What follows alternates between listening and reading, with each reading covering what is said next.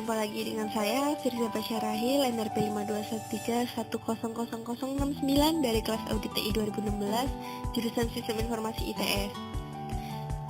Hari ini kita akan bahas tentang auditor TI profesional ya. Pada tema kali ini, mari kita buka dengan menonton sebuah video, yaitu tentang karir auditor yang bernama Mary Camelo MBA CMA. Di sini dia akan menceritakan tentang responsibility dari pekerjaan seorang internal audit, dan dia juga akan memberikan kepada kita tentang bagaimana sih suka dukanya menjadi seorang auditor internal. My name is Mary Camelo, and I'm a senior internal auditor at a bank. I was looking for a job that would offer me a variety of projects and opportunity for growth, and I found it. A lot of people believe that auditing has a lot to do with number crunching, but internal auditing actually goes in and actually understands a particular job from beginning to end. We actually have to understand a process as though we're actually doing the job. So we actually have to go in, sit with a client, and literally sit at the beginning of their day or sit at the end of their day just to kind of follow what they're doing from beginning to end. As an auditor, I have the opportunity to learn about the different roles and responsibilities in that department. I work on several different engagements throughout the year across different departments. This means I'm learning constantly. I love it when we see the change that we've recommended being implemented the following year. That's when you can see you can contribute to the bank's success. I started off as an associate at another bank with an undergrad in political science. Then I did a part-time MBA and a designation and worked in the middle office at that bank. Armed with my education experience, I was able to find a more senior position at my current employer. What people find surprising about financial services is that there's so much to do. People don't realize that there are a number of aspects to financial services. It definitely depends on a person's background and interests. It is an industry full of career options.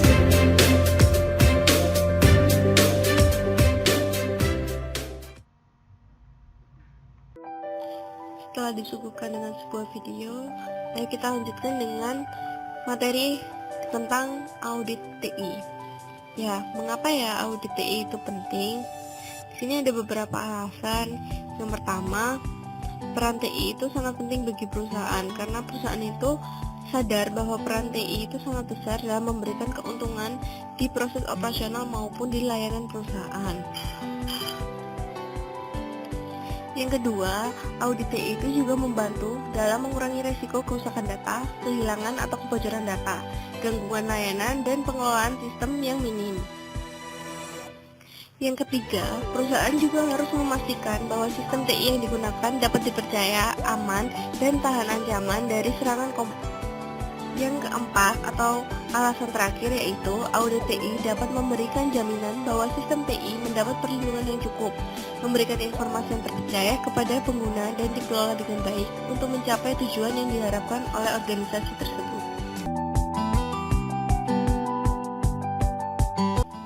Keempat alasan mengapa audit TI penting yaitu diambil dari sumber Auditor General Office tahun 2015.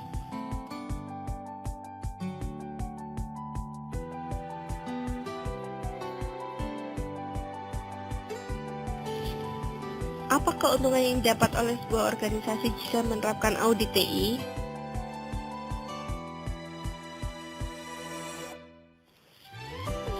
Yang pertama, perusahaan dapat mengelola risiko TI yang mungkin muncul. Yang kedua, dapat menentukan cara yang tepat untuk menghindari dan menyelesaikan risiko TI yang muncul. Yang ketiga, perusahaan dapat memastikan bahwa sistem TI sudah berjalan sesuai dengan ketentuan yang ada. Dalam menjalankan audit TI, pasti ada orang yang terlibat. Siapa orang-orang yang terlibat dalam audit TI tersebut? Yuk, mari kita simak. Yang pertama, ada auditor. Auditor adalah seseorang yang melakukan audit. Yang biasanya berperan sebagai auditor adalah audit internal dan audit eksternal. Yang kedua, ada audite, yaitu pihak yang diaudit. Pihak yang diaudit bisa berupa manajemen, TI manager, TI spesialis, dan user. Kedua pihak ini saling bergantung dalam proses audit TI. karena kedua pihak ini memang harus ada dalam proses audit TI yang berjalan.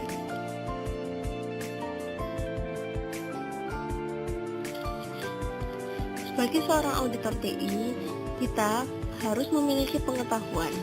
Pengetahuan yang dimiliki akan dibagi menjadi dua. Yang pertama, pengetahuan generik. Berikut adalah berbagai macam pengetahuan generik yang harus dimiliki oleh seorang auditor TI. Yang pertama, mereka harus mengetahui aturan dan UU yang berlaku. Yang kedua, mereka harus mengetahui teknik audit berkelanjutan. Yang ketiga, mereka harus mengetahui kontrol objektif TI. Yang keempat, mereka harus mengetahui penentuan resiko itu seperti apa. Yang kelima, mereka harus mengetahui teknik dan praktik audit itu sendiri seperti apa. Yang keenam, mereka harus paham tentang standar, prosedur audit TI, dan kode etik profesi yang dimiliki. Yang ketujuh, mereka harus mengetahui perencanaan dan manajemen audit itu sendiri. Untuk pengetahuan spesifik akan dibagi menjadi beberapa macam. Yang pertama, auditor harus memiliki background ISIT sebagai seorang auditor TI. Yang kedua, mereka harus mengetahui teknik tertentu mengenai materi yang terkait untuk dilakukan audit. Yang ketiga, mereka harus mengetahui perlindungan saksi dan pengalihan informasi yang didapatkan. Yang keempat, mereka harus mengetahui teknik komunikasi dan pelaporan. Yang terakhir yaitu mereka harus mengetahui aturan dan UU yang terkait dalam proses audit TI tersebut. Sebagai seorang auditor TI juga harus memiliki prinsip. Di sini ada 6 prinsip yang harus dimiliki oleh auditor TI. Yang pertama ada fair presentation atau penyajian yang fair. Hal ini, auditor TI harus melakukan pelaporan secara benar dan akurat atas semua temuan audit yang didapat, termasuk tentang hambatan-hambatan yang ditemukan saat pelaksanaan audit. Yang kedua ada do professional care atau kecermatan profesional. Yaitu di sini ada kesungguhan dan ketepatan penilaian dalam audit yang dilakukan oleh auditor TI itu sendiri. Yang ketiga ada confidentiality, yaitu menghormati nilai dan kepemilikan informasi yang mereka terima dan tidak mengungkapkan informasi tanpa izin, kecuali ada ketentuan dari perundang-undangan atau kewajiban profesional untuk melakukannya. Jadi di sini auditor TI harus menjaga kerahasiaan data-data informasi yang mereka dapatkan. Yang keempat yaitu prinsip integrity. Di sini auditor TI harus membangun kepercayaan dan dengan demikian dapat memberikan dasar untuk landasan penilaian mereka. Jadi untuk audit yang diaudit mereka harus percaya kepada auditor. Yang keempat ada evidence-based approach, yaitu pendekatan berdasarkan fakta. Di sini auditor harus memberikan bukti-bukti sesuai dengan fakta yang mereka dapatkan untuk mencapai kesimpulan audit yang dapat dipercaya dan terjaga kekonsistennya melalui proses yang sistematis. Yang terakhir yaitu independen atau mandiri. Di sini auditor tidak boleh terkait langsung dengan unit kerja yang diaudit dan mereka tidak boleh berpihak oleh satu unit tertentu. Inilah keenam prinsip auditor yang harus dimiliki oleh auditor itu sendiri. Tidak boleh ada kurang dari keenam prinsip ini karena keenam prinsip ini saling keterkaitan dan sangat penting untuk dilakukan oleh seorang auditor. Sebagai seorang auditor TI, mereka juga harus mempunyai kode etik profesional loh. Di sini saya akan menampilkan kode etik profesional dari seorang auditor TI yang diambil dari sumber IT Standard Guideline and Procedure for Auditing and Control Professional page 4 tahun 2007 dan kode etik ini dirangkum dalam ISAKA. Berikut ada 7 kode etiknya. Yang pertama yaitu mendukung dan mendorong kepatuhan yang sesuai dengan standar prosedur dan kontrol untuk IS. Yang kedua, menjalankan pekerjaan dengan uji kelayakan dan perawatan secara profesional yang sesuai dengan standar dan best practice yang ada.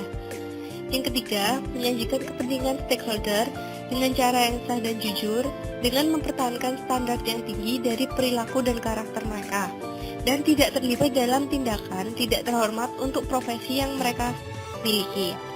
Yang keempat, menjaga privasi dan kerahasiaan dari informasi yang diperoleh kecuali dibutuhkan oleh pihak hukum. Informasi tersebut tidak boleh digunakan untuk kepentingan pribadi atau diberikan kepada pihak yang tidak berhak. Yang kelima, menjaga kompetensi di bidangnya dan setuju untuk menyelesaikan tugasnya yang dapat diselesaikan dengan kompetensi yang profesional. Yang keenam, menginformasikan hasil pekerjaan ke pihak yang berwenang, mengungkapkan semua fakta signifikan yang diketahui kepada mereka yang berwenang. Dan yang terakhir, mendukung pendidikan profesional para stakeholder dalam meningkatkan pemahaman terhadap keamanan dan kontrol IS. Sekian dulu ya informasi tentang auditor TI profesional yang dapat saya hadirkan. Terima kasih telah mendengarkan semuanya dan semoga ilmu yang saya berikan bisa bermanfaat untuk semuanya. Sampai berjumpa lagi di materi selanjutnya.